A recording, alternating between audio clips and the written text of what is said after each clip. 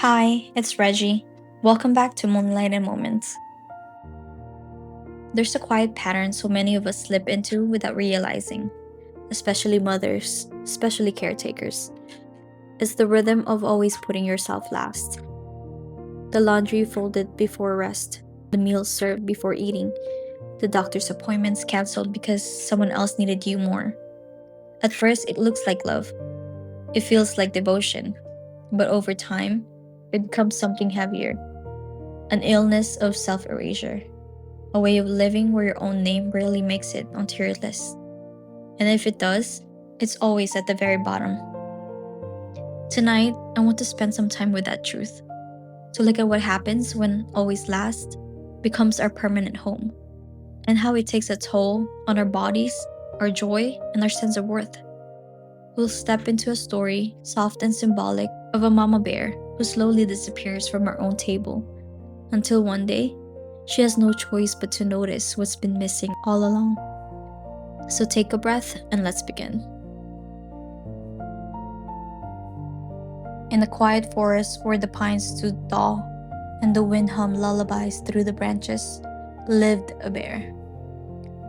She was called Mama Bear, not because she roared or ruled, but because everything in her world was stitched together by her paws. The den was warm because of her. The cubs were full because of her. The days moved gently because of her quiet, constant care. She had 3 little cubs who loved to climb and tumble and ask endless questions. The den pulsed with life, muddy paw prints on the floor, laughter echoing off the walls, the smell of pine and stew thick in the air. Papa Bear was there too, mostly gone during the day, mostly quiet at night. He worked hard and he loved them, and he trusted the den to keep itself together. It always had, because Mama Bear always made sure it did. Each evening, she would ladle stew into 4 bowls carved from oak. She'd set them on the low wooden table she built herself, a circle of warmth in the center of their cave. The cubs would clamor for extra mushrooms, less carrot, more salt. Someone would spill something, someone would cry, someone would need her, and Mama Bear would stand.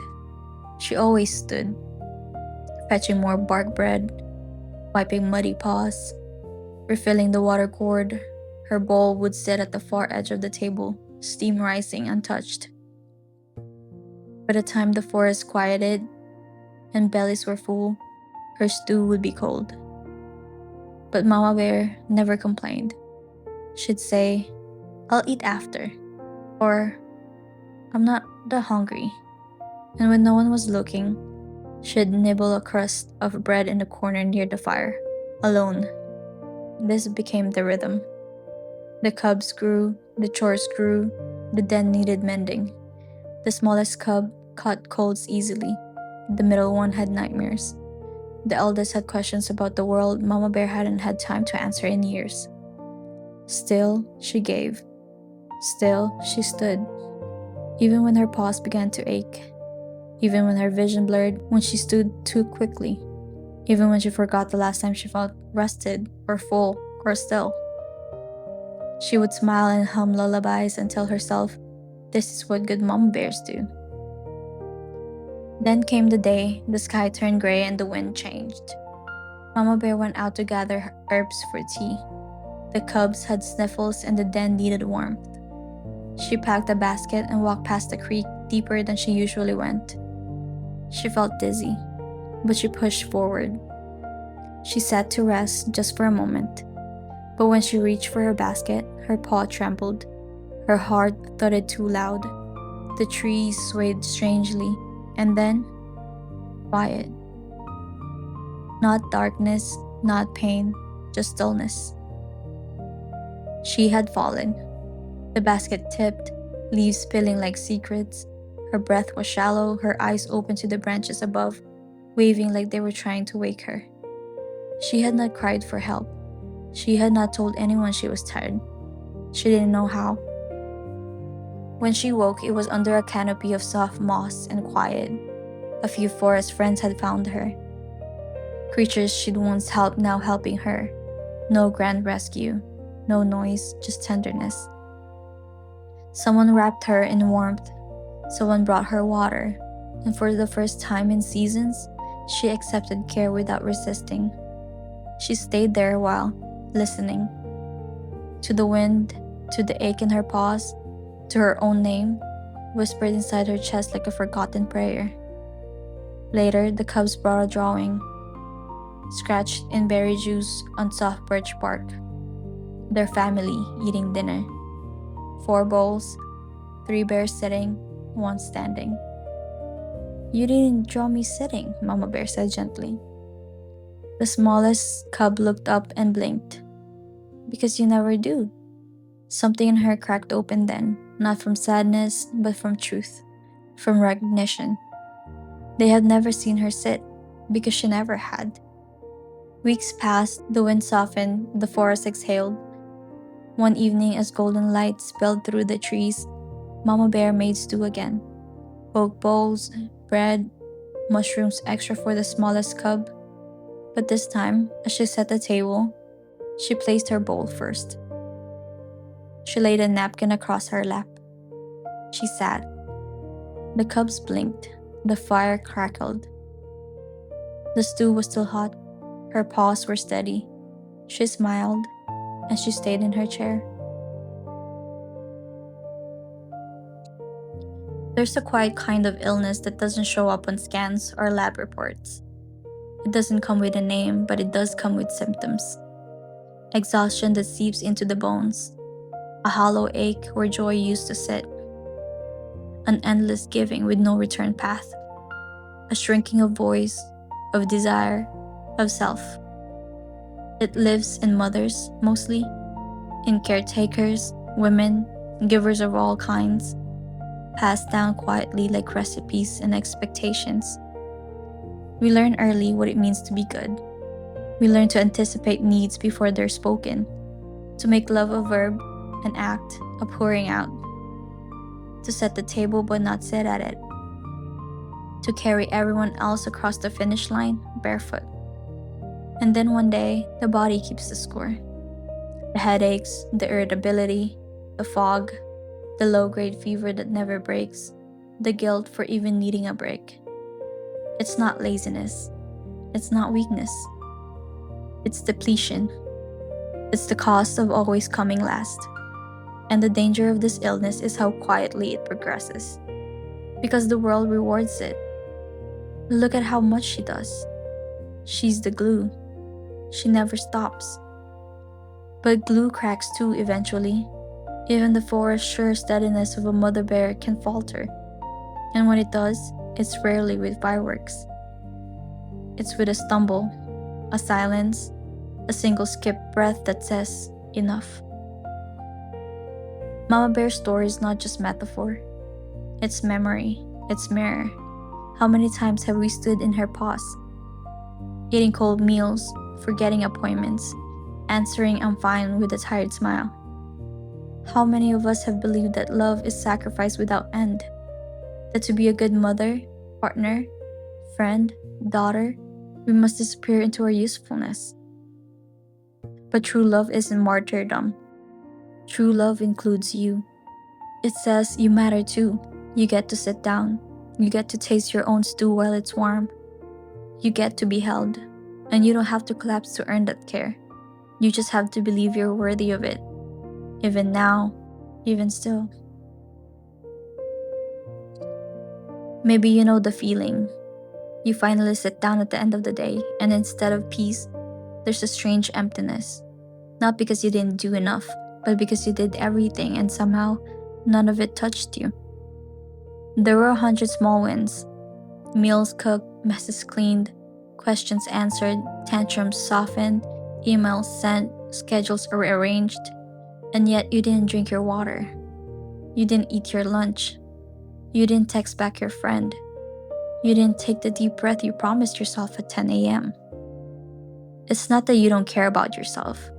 It's that the noise of everyone else's needs has become so loud. You can always hear your own.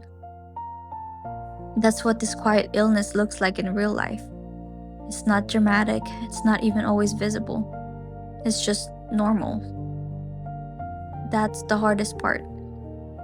It hides in routines, the skip meals because I'm too busy, the laundry folded at midnight, the shower cut short because someone's knocking on the door, the doctor's appointment rescheduled for the third time because the baby has a cold.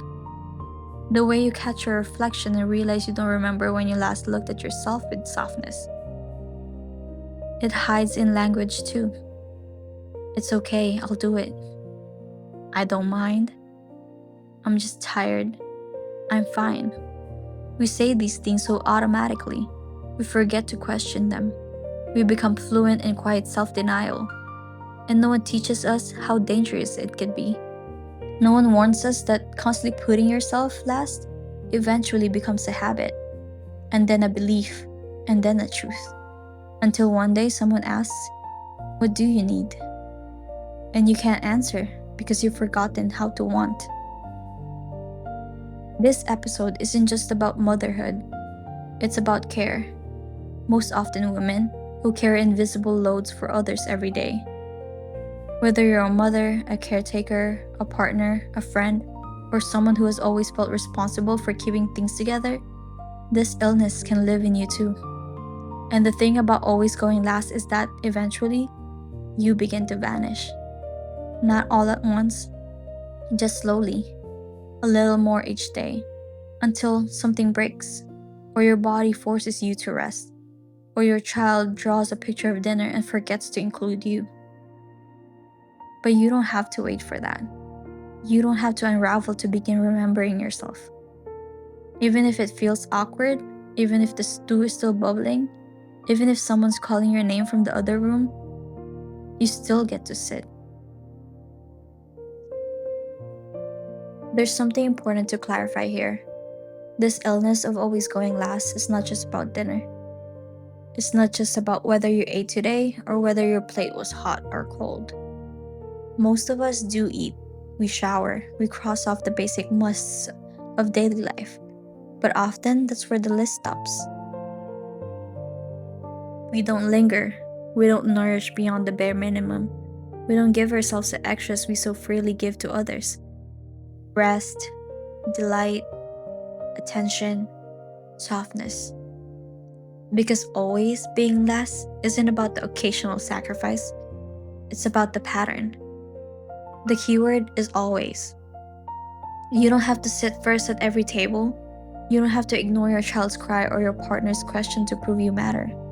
But if you are always the one who waits until the very end, if you are always the one who pushes your needs to the bottom of the pile, then eventually you forget that your name belongs on that list at all. So how do we begin to gently undo this pattern? Not with grand overhaul, not with guilt-fueled to-do list of self-care, but with small, steady acts that remind you, I belong here too. These are some gentle ways to begin. 1. Place yourself on the list, even in small ways. Write it down if you have to, instead of just a calendar filled with appointments for others. Add drink tea in silence, stretch for 5 minutes, call my doctor, read 1 page of my book. These don't have to come first, but they should not always come last. 2. Notice your language. Listen for the always. Do you always say, I don't mind? Always give up the bigger slice? Always take the leftovers? Always reschedule your needs? Awareness is the first soft shift. 3. Practice 1 act of presence at mealtimes. Even if the meal is simple, even if the kids are loud, even if the dishes are waiting, sit. Take a few bites while the food is warm. Show yourself you belong at the table too. 4. Trade always for sometimes. Sometimes you'll still be last. That's life. But balance matters. If yesterday you skipped your walk, today maybe you take it. If last week you canceled your appointment, maybe this week you keep it. Don't chase perfection. Chase balance. 5. Let someone else carry the small things. It doesn't have to be all you. A partner, a child, a friend, they can help. And if they don't offer, you can ask. Asking is not weakness, it's a way of saying I'm not invisible. I deserve support too. The truth is, we can't always go first. We can't even always go second. Life is messy. Families are demanding. Love pulls us in many directions. But we can refuse to make last our permanent home. We can remind ourselves that being a good mother, partner, friend, or human doesn't mean always disappearing. Sometimes being good means being whole. Sometimes it means showing your children what it looks like to sit down and take a breath. Sometimes it means tasting your own stew while it's still warm. Not always first, not always last, just included, because you belong at your own table too. If you can, find a place to rest now. It doesn't have to be quiet, it doesn't have to be perfect, just enough stillness for you to hear your own breath. Close your eyes if that feels safe, and let your shoulders lower just a little. Let your jaw soften, let your chest rise and fall without forcing. Take a slow breath in, and let it go. Again, in, and out. Now I want you to imagine a table. It can be your own table at home, or a table from memory, or one you create in your mind. Notice its surface. Wood, stone, something else. Notice the light that falls across it, the way it feels solid, waiting. Now see the chairs around it, each one filled with the people you care for, your children, your partner, your loved ones, your community. They're talking, laughing, asking for things. You know the rhythm of the scene well. And then notice your own chair. Maybe it's pushed back from the table, maybe it's empty, maybe it's waiting for you and only you. Take a breath here. Now with your next inhale, imagine yourself walking over and sitting down. Not after the noise quiets, not after everyone is served, not after everything is in its place. Now, place your hands on the table. Feel the weight of them. Feel the steadiness of this moment. Imagine a warm bowl being placed in front of you. The food smells rich, comforting. It's made with love and it's for you. This time you don't get up. This time you don't wait until it's cold. This time you stay. Breathe in and imagine taking that first bite. Warm, nourishing, enough. Let yourself feel how different it is to be here. Present, included, fed.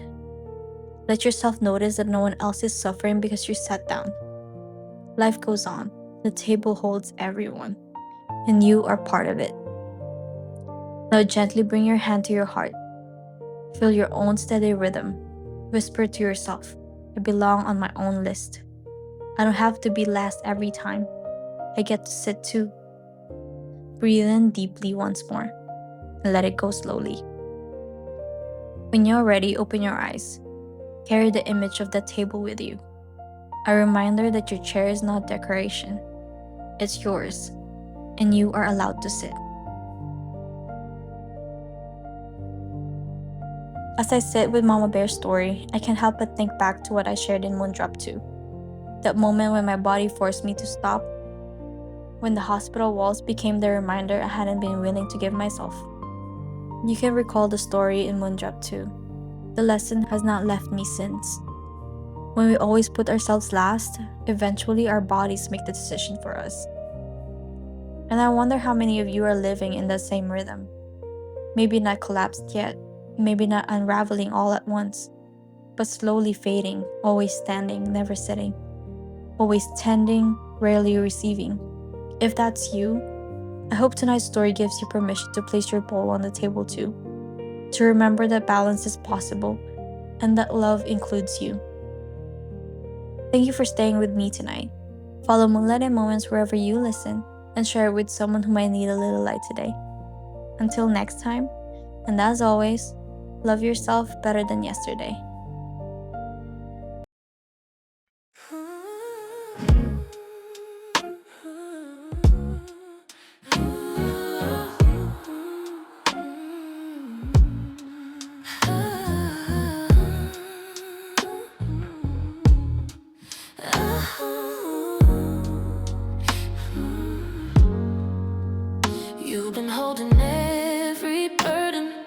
hands too full to rest, carving out your worth by giving all your best. But the weight is heavy, love can only take. Even hearts of iron still can bend and break. Don't go always coming last. Your life is more than what is past. Sit down, breathe, let the moment stay. You deserve to be part of today. Every meal is served, every need is met, but your own reflections, one you soon forget. You've been running and no one sees the cost. Love is not erasure, you are never lost.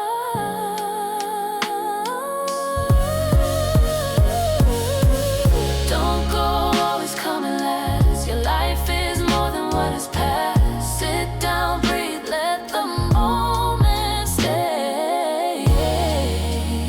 You deserve to be part of today.